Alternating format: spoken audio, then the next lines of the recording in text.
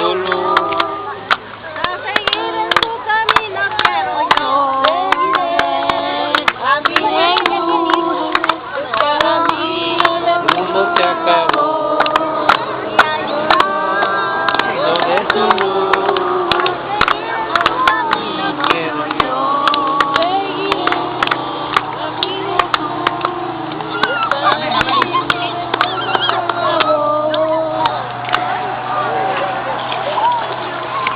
Gloria a Dios por para Yana, ¿verdad?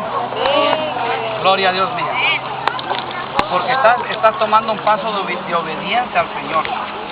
Lo que estás haciendo en esta hora va a ser contado en tu vida y va a ser algo diferente. Tu vida va a ser cambiada y mudada en algo nuevo.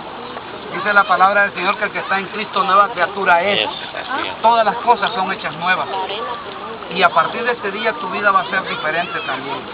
En el nombre de Jesús venimos declarando y oremos por estos jóvenes, hermanos, para que ellos se mantengan firmes en el camino del Señor, para que ellos a través de este paso de obediencia que están dando, empiecen a oír la voz del Señor y empiecen, hermanos, a dar los frutos que el Señor quiere de estos muchachos. Amén. Amén. Entonces, mira, te venimos en esta tarde bautizando, te vas a bajar siempre así. En el nombre de Jesús, te venimos bautizando. Bendito sea. seguir a Cristo.